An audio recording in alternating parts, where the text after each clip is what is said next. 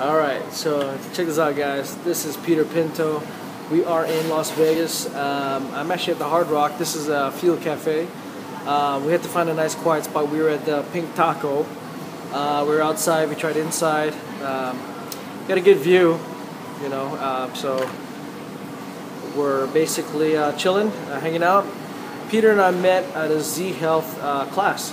He was retaking it, I was retaking it. Sat next to each other, we hit some pads, kind of showed me some Z-Health stuff, really good stuff. What's that? Some good pad work. Yeah, hell yeah. And, oh, you're complimenting me, oh, thank you. And, you know, basically, you know, from a fellow martial artist, I love training with warriors, warrior mentality, but even more so, I think what's cool is Peter is actually not only a fitness coach, he's a trainer. He has a pretty interesting background and history. I'll let him start. So let's go back to Boston, right? Yeah. Well, Belton asked me to tell you a little bit about my story and how I started off with the whole sit-down time thing. So going way back to how I even knew and met Mark Delagrati, who's been my coach for years, ever since I was a kid. 3 years old, I can remember sitting in Mr. Delagrati's law office in Somerville, Massachusetts, and my parents used to go there to do their taxes with him. He was a lawyer. And I used to sit there and I'd count goldfish for hours, and then, you know, as I got older one day, my father said, hey, let's go check out downstairs. And I didn't know, there's Mark downstairs training a few guys. This is 96, 97. Wow. And so it was the gym down there. I had no idea. So I remember watching this guy, Paul, which giant legs, hit the pads while Mark was holding the pads, and I was like, oh, this is the coolest thing ever. Nice. I gotta do this. Yep. So I started off, I think I was, must have been around 13, 14 years old. And I've been with him ever since, you know, used to train on carpet. How many years is that? There was no mat. How many years is that, man? Oh, I'm going on, 17 years now, I think, under Mark Delagrati, being part of Sit-Yat Tong. And my first trip to Thailand was out in 2004 to the mother campus, the original Sit-Yat Tong in Pattaya, Thailand.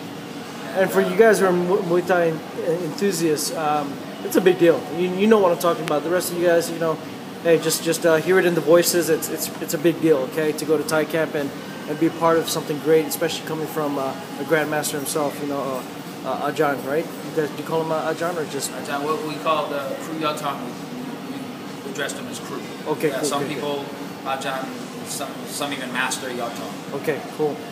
Let's fast forward. So, what was the next evolution or next step in your training, and where did you end up? How did you end up in? How did you end up in Las Vegas? Yeah. Let's talk about that. This is a pretty good story. I was in Connecticut for a while and training people. I had a really good base. I was training every fighter, pro to amateur level, in that entire area. Mm-hmm. And I was on the verge of opening up Sit-Yat Tong, Connecticut. So I acquired the name, signed the lease on a Saturday, and on Monday I was driving up to Boston to meet with Mark for a business meeting. We're going to discuss moving forward with Sit-Yat Tong, Connecticut. Nice. And 10 minutes away from his gym, he goes, I think I got a phone call that's going to change everything. It's going to change your life. What the heck? Like, all right, well, you know. Who called? Who called? Dana White. Dana White called up and he said, hey, Mark, we'd like for you to come out to Las Vegas and work with us, work with Dana, his family, Lorenzo Fertitta, Frank Fertitta. And Mark said, you know, hey, I'd love to do that, but, you know, I got business, my family's out here, I can't just uproot everybody and go. And they said, well, give us your best guy. And I happened to be up on that list. So nice. Right there, I took the spot. I was like, well, my answer was, I'm packing. Yeah, you know? yeah. What do you think? I'm packing. That's what I think. Yeah. So did it, took it. 2 months later, I'm in Las Vegas. I'm staying at the Palace Station Casino. Nice. And so it began. I trained Dana's kids in Muay Thai, and as they started to get to know what other skills I've acquired, strength training and whatnot, I became Lorenzo Fertitta and Frank Fertitta's personal trainer. I met with him 6-7 days a week, every morning. Down Damn. in their private gym at Red Rock Casino. Nice. And then how long did a stint last for? That was about 3 years. Yep. Wow. So now we're gonna fast forward. So name some fighters you've trained.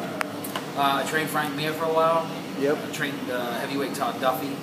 I currently train Bristol Marundi. Bristol, what's up? Shout out. You know I'm here. That's why I'm shouting out to you. Bristol Marundi. I've worked with. I've had my hands on so many fighters in the UFC. I worked with Vito Belfort for a little while. Nice. I've held pads for Nogueira, Anderson Silva, Forrest Griffin. Yep.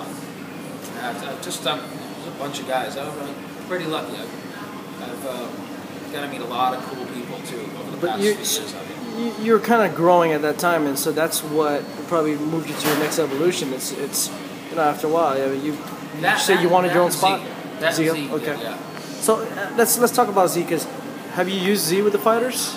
Yeah, I've always stayed true to what I believed is the best form of training. So with a neurology background, Z-Health. Yep. There's just nothing. There's nothing better. Anything else that's better or that people would consider better is really speculation. Maybe ideas that sound really cool, but it's not scientifically sound. And just to interrupt real quick, a lot of you guys don't know. You hear Z, and that's how new and how progressive this thing is as a system. That for some of you trainers watching this, if you are watching this, we're talking about Z-Health. You see me post stuff, that's the common bond. Well, one of the common bonds that Peter and I share, other than the martial arts and our passion for that. So Z-Health is a neurology-based system with a bunch of infinite tools that we can use within our belt on how we train people. That's why I'm going tomorrow. But go ahead, keep going. Talk about Z and fight training. Z and really any athletic training, but let's talk about fighters because they're the most notoriously overtrained athletes. Yeah, you don't say, huh? Yeah, it's the worst. I mean,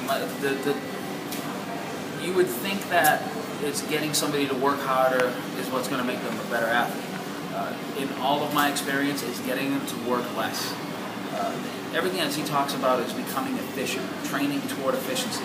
Well, efficiency means that you don't need so many reps because you're not taking into consideration all of the small errors that you might make on the way. Mm-hmm. So if you can get everything that person does to be efficient and 100% worthwhile doing, you don't have to do as much. Perfect rep. Yeah, exactly. You can cut down how much work this person really needs to do so that now not only are they awesome at what they do, but they have infinite amounts of energy to go from, ding to dong, all 3 rounds, 5 rounds, whatever. Whatever it is, whatever level they're competing.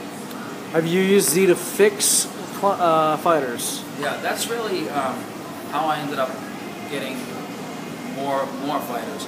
I'm known pretty well for my Muay Thai and striking, and how I carried that over to MMA.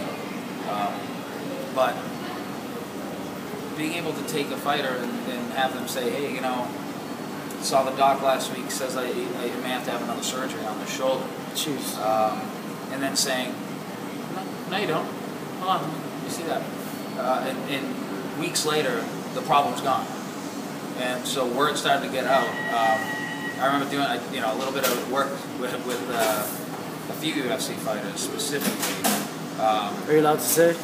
Well, no. I mean, one of them was obviously Bristol. Bristol was that story. Yeah. I think I need another surgery. I was like, no, you don't. Let's check that out. Did nice. that. Forrest Griffin heard about it. He asked about it a little bit. Frank Mir did a lot of stuff with Frank Mir. In fact, Zachariah Salazar came out and helped me out with Frank Mir. Nice. He brought him through a movement screening and did some cool stuff while he came out for a weekend. Nice.